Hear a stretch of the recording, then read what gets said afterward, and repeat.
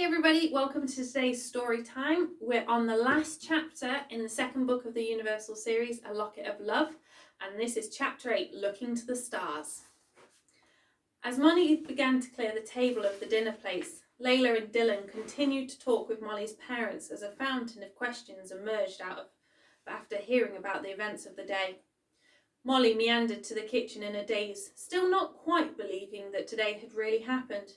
As she put the plates in the sink, she thought that this was maybe all a dream and that she was going to wake up at any minute, or that her imagination had just had a field day. Molly let out a large yawn as she made her way back to the table, plonking herself down in her seat. She rested her eyebrows on the table and cupped her head in her hands. The day had finally caught up with her as her body became heavy and tiredness set in. Well, we have all had quite a day, and I think it's time to call it a day, Molly's mum announced as she glanced at Molly's eyes that were barely staying open. Dylan let out a groan. I guess, he said unenthusiastically, not wanting to leave. Layla popped up out of her chair. Thank you for dinner, she said as she pushed her chair under the table. Dylan slowly rose, hoping that they would change their mind and all sit back down again. He felt an arm link with his and haul him up. Thank you, Dylan said as he was dragged by Layla to the front door. Molly lifted her arm and waved meekly. See you on Monday, Molly, Layla shouted from disappearing out of the front door, followed by Molly's mum. Molly listened to the front door click close and let out a sigh. She got up from her chair, took hold of the blanket and walked round the table to where her dad was sitting and gave him a kiss. Night-night, she said. He wrapped his arms around her and gave her one of his big squeezes. I'm so proud of you, he whispered. Molly's mum reappeared at the kitchen door. Molly moved across and gave her a hug and a kiss. Night-night, she murmured. Night-night, sweetheart, her mum said as she kissed Molly on the forehead. Molly made her way down the hallway in a daze, dragging her blanket behind her. She pulled herself up the stairs, leaving behind the light conversation she could hear her parents having in the kitchen. As Molly reached the top of the stairs and made a beeline for her room, her bed had never looked so luscious.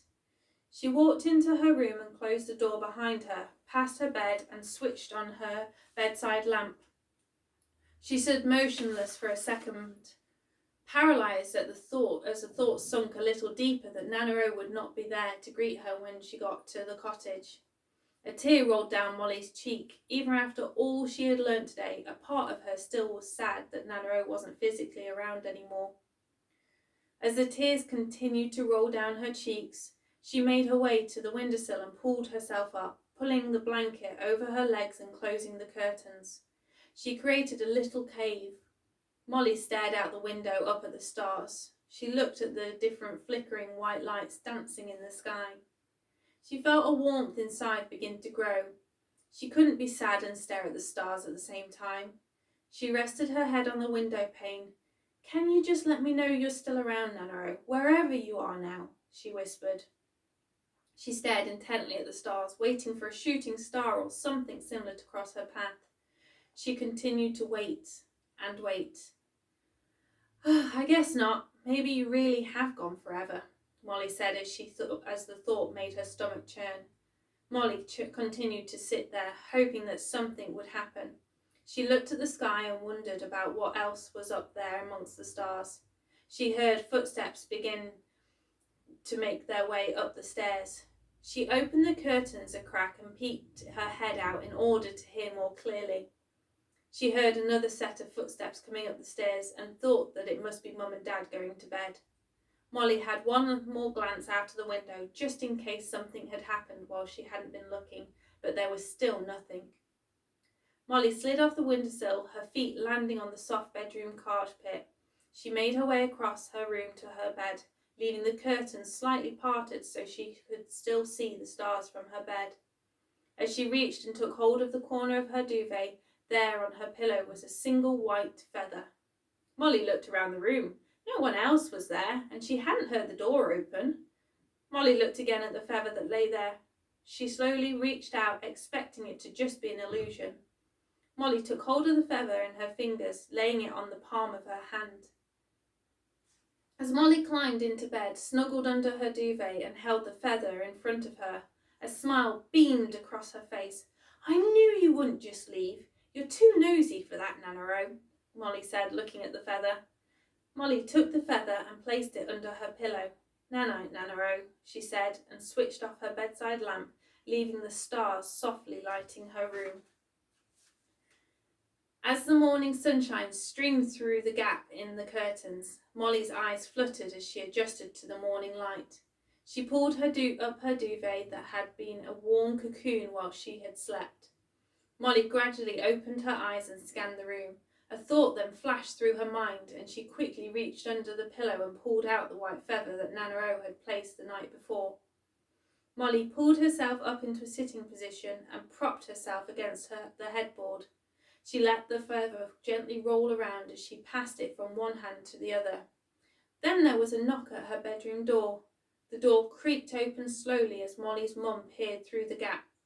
As she saw that Molly was already awake, she continued to push the door open and enter the room. Molly's mum walked across and perched herself on the edge of Molly's bed, watching Molly with the white feather. "I see you had a visitor last night," Molly said, glancing across at the feather. Molly smiled and nodded her head. "I just wanted to know if she was still around," Molly said. "Old Nanaro is way too nosy to not be keeping an eye on things," Molly's mum said, shaking her head as she began to remember the times she had tried to have a secret, but somehow Nanaro always knew. Molly chuckled to herself, then looked at her mum. "That's what I said too," and went back to playing with the feather. Molly's mum lifted her hand and tucked a piece of Molly's hair behind her ear. "Sweetheart, I'm going to go up to the cottage today, and you're more than welcome to join me, but I understand if it's too soon for you," Molly's mum said softly. Molly leant her head against her mum's shoulder and stared at the floor. "I think I would like to go with you," Molly replied. Molly's mum kissed the top of Molly's head. "Okay, love. Come down when you're ready for some breakfast and we will head over afterwards. I'll let your dad know because he was wanting to come too," Molly's mum said, kissing her again supportively. Molly sat up. "I thought Dad hated that cottage, and that's why he never went," Molly said, bewildered. "Well, something has changed in him. I think it used to scare him a little. Not that he would ever admit that, but after yesterday, I think you got his curiosity stirred," Molly's mum said whilst giving a wink. Molly's mum got up and began to make her way out of the room. When she reached the door, she turned round. "I don't suppose you'd like pancakes for breakfast?" Molly's mum asked, raising her eyebrows. Molly flung back the duvet and hopped out of bed. "I'll take that as a yes then," Molly's mum said, disappearing down the stairs. Molly headed over to the wardrobe and rummaged through her clothes for something to wear. She threaded her legs through her trousers and pulled on a jumper, then reached for her hairbrush and ran it through her hair. She then ran out of the room and down the stairs, making loud thumps as she went. Molly flew through the kitchen, rushed to the table and jumped into the chair, taking hold of a knife and fork that were already laid out. She began to tap on the table while they were waiting. "Why are we waiting?" she began to sing. Molly's dad walked across to the table holding a plate with the first pancake on it. "Good morning to you too," he said, placing the plate in front of Molly and kissing her on top of her head before heading back over to the cooker to turn over the next pancake. Molly reached for the sugar and lemon and sprinkled them over and then started to cut away large pieces before shoving them in her mouth. "You have been watching Dylan eating habits a little too closely," Molly's mum said as she came to sit at the table with her cup of tea. Molly was just about to speak with a mouthful of pancake but was stopped by the look of disapproval on her mum's face. Molly began to chew rapidly and gulp down her pancakes. "They're just so delicious," Molly said. "You are definitely the best pancake maker in the world, Dad," Molly said, taking another bite. Molly's dad came across with the next pancake. "Thank you, and for that you shall have another pancake." Molly scooped up the last of the pancakes on her plate just as her dad was placing the next one down. As it flopped on her plate, Molly looked up with a beaming smile. Molly's dad came over and joined them both at the table. "So you are going to come with us to the cottage," he said to Molly, glancing at Molly's mum's expression, judging whether it was one of approval. Molly nodded her head and her cheeks bulged with pancakes. We'd better get some boxes on the way, Molly's mum said, taking a sip of tea. And I'll bring some tools from the garage to start taking one of those shelves down. Molly's dad nodded in agreement. Molly stopped chewing and looked up. What's going to happen to the cottage? Molly asked cautiously, not knowing if she really wanted to know the answer to that. Molly's dad looked straight across, signalling for Molly's mum to answer that question. We don't know yet, but it needs some work doing on it, fixing up, so we'll clear it out and just mend a few things and then go from there, Molly's mum replied, trying not to make the inevitable too obvious. Molly finished the last piece of her pancake and placed her knife and fork on her plate. So what are you really saying is that you're going to sell it, she said, glaring at her parents for the truth. Molly's dad stepped in before an argument arose. Darling, we don't know what we're going to do with it, but yes, one of the options is to sell it. What are the other options? Molly asked, picking apart her dad's argument.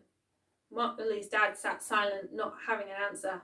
Well, maybe we could have it as a holiday cottage or rent it out, he said, still the look of disapproval from Molly's mum. I like that idea. Then, when you get old, you can go and live there, and I'll come and visit you, just like Mum did with Nana, Molly said, as she stood up and began to take her plate to the sink.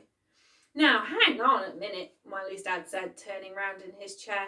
We are a few decades off that, he exclaimed, at the thought of being called old. Molly began to chuckle as she saw the playful sparkle in her dad's eye.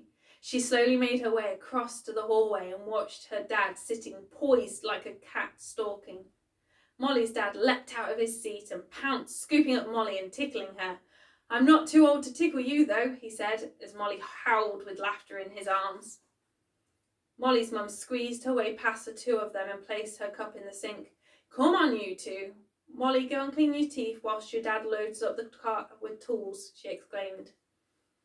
Molly and Molly's dad moved to one side and saluted Molly's mum. Yes, ma'am, they called. Dismissed, Molly's mum said, joining in. Molly scuttled up the stairs to the bathroom whilst Molly's dad disappeared out of the front door to the garage to get his tools and load up the car. Molly reappeared and bounced down the stairs, crashing into Molly's mum at the bottom. Steady on, Molly's mum said, rebalancing herself. Molly slipped on her shoes and made her way outside and jumped into the car where her dad was already sitting waiting. They both watched as Molly's mum locked the front door and made her way to the car, slipping into the passenger side. Don't forget, love, we need to stop off at the shop for some boxes, Molly's mum said as she clicked in her seatbelt. Found a bunch of boxes from when we last moved at the back of the garage. That will do the job, he said, looking across at her. What don't you have in your garage? Molly's mum said, shaking her head. Always prepared, see? You never know when you might need these things, so we don't really ever need to clean out the garage, Molly's dad said in jest as he reversed off the drive. Molly's mum began to laugh. Nice try, you are not getting out of it that easily. As they drove down the road, Molly rested her head on the car window and watched the world drift by. People continued on with their day, rushing around and trying to get all their jobs done or get to the next place on time. None of them realised or even cared that Nanaro was no longer around.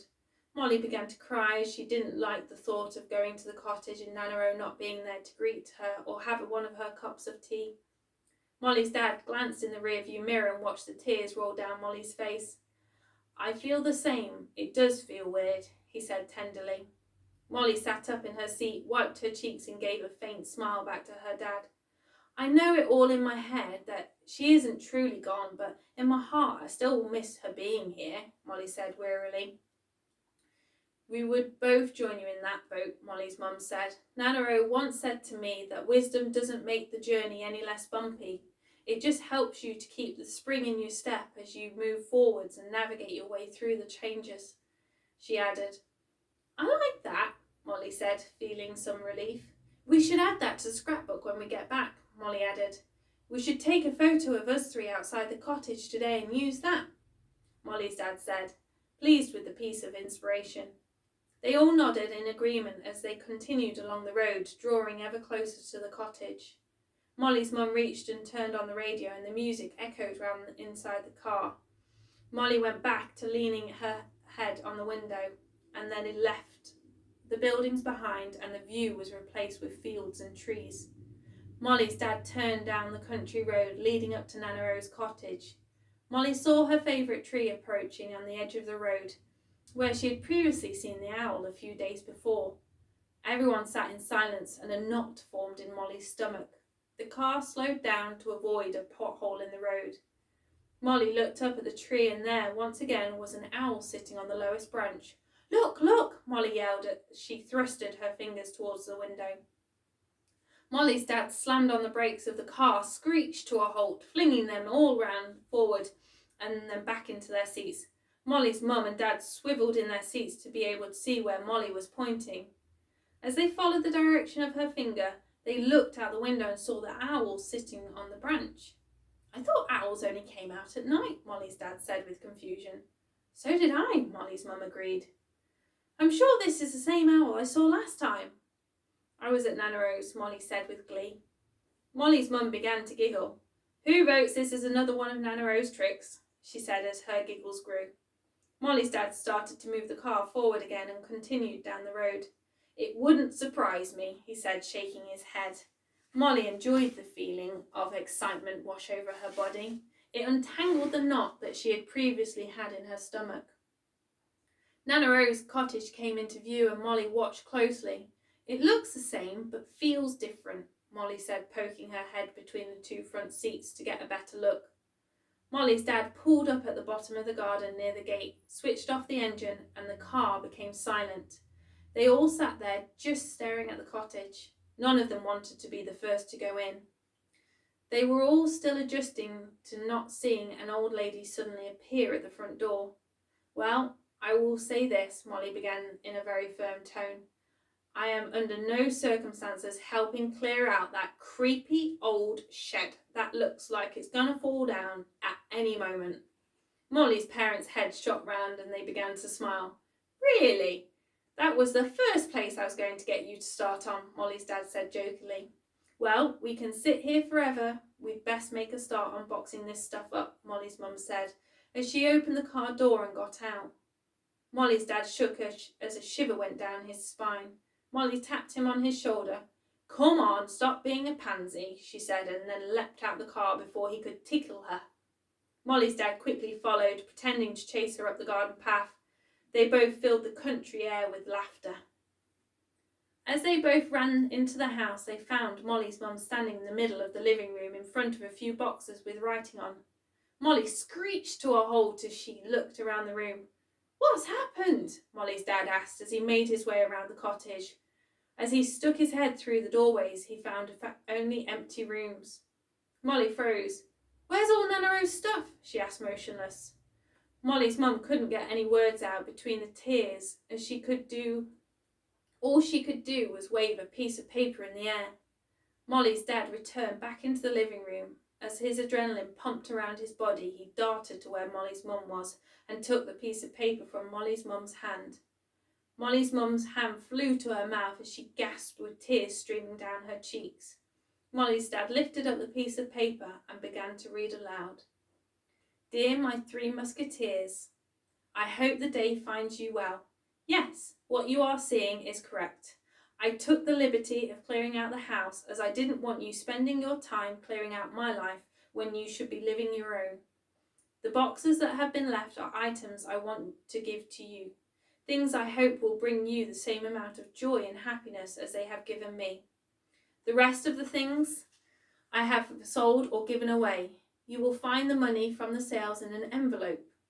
I hope that you will use it to go on an adventure together, full of new experiences. You know how fond of travelling I was. Well, now it's your turn. Go and see the wonders of the world in nature and in people. I have also written a few parting words to each of you. You will find them in the envelope on my chair. Until we meet again, keep trusting your intuition, as it is the part that connects us all. Nana O." They all stood frozen in silence as they thought about the words. "She is always one blooming step ahead, always has been, always will be," Molly's dad said, not knowing whether to be angry or relieved. Molly wiped some more tears on the sleeve of her top and made her way across to where a couple of boxes sat with her names written on them. She knelt down and opened one up. As she peered in, she smiled as she saw Nanaro's favourite teapot and cups. Molly's dad made his way across to Nanaro's chair and picked up the envelope with his name on it.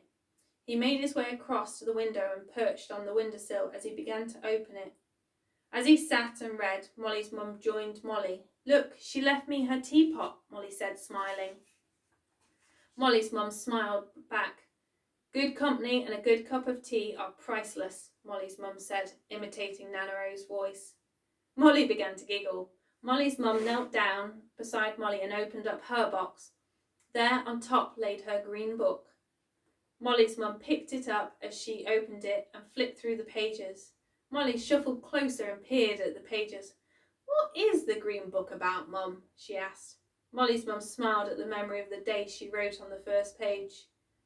"It's where I kept all the things Nanaro used to say, her pearls of wisdom," Molly's mum said, looking at Molly. "And it's the evidence that it was all true. I wasn't as open as you are when I was a little girl. So Nanaro brought me this book. She told me that every time I had a gut feeling about something, every time my intuition gave me guidance, to write it down. Then once it had played out, I was to write down how it had helped me," Molly's mum continued. She closed up the book and placed it back in the box. They turned round to see Molly's dad sniffling whilst he was perched on the window, wiping away his tears. Molly's mum got up and made her way across to where he sat and put her arm around him. He looked her in the eyes, not needing to say anything, but both knowing that things were going to be okay. Molly watched them as she saw a side of them she had never seen before, a moment of truth and trust. Molly closed the top of her box and walked over to Nanaro's chair. She picked up the envelope and sat down. Molly turned over the envelope, opened it up, and took out the folded piece of paper inside. As she opened it up, she began to read. "To my dearest Molly, I could sit and write to you for hours, but I will try to keep this short and sweet. Look again in the envelope. I think you may not have seen something." Molly opened up the envelope again, and there, laying inside, was a beautiful heart-shaped locket. Molly reached inside and lifted it out the envelope. It hung between her fingers as she watched the sunlight catch the corner of it, making it glisten. Molly gasped. "It can't be," she said, stunned. Molly continued to read the letter. "Yes, it can be. The person in the story was me. So now you know that the story is spoken with the experience of a truth that unfolded in my life. Open up the locket." Molly laid the piece of paper down on her lap and took the locket between her fingers. She opened it up and there laid a piece of paper. Molly reached in and lifted up the piece of paper. Written on it was, "Love is the answer, wishes come true, as you remember the place that connects me and you." Molly sat for a moment staring at the words. "This can't be real," she whispered to herself. She quickly placed the piece of paper in the locket, closed it up, and picked up the letter to continue to read. "Yes, it can be. The locket was passed down from my grandma and from her grandma before that. It is she who wrote those words. When you feel the love that is around you, that is when you are able to hear your intuition clearly. This is when you can receive the guidance from life, telling you what to do next to make your wish come true. My love has not gone, it has only transformed, and it is my wish that my love can help you to hear and act on your inner tuition.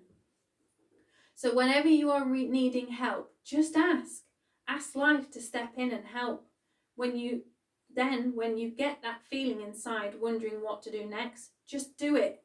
Let the locket be your reminder." That day you left after hearing about the locket, we saw a hare out in the field across from the cottage. Do you remember? Well, some say the hare brings great wisdom to show you that it is time to take a leap and follow your intuition. Never think I am far away, because I will always be sending my love. It will be carried by the wind. You may have started to find a white feather here and there.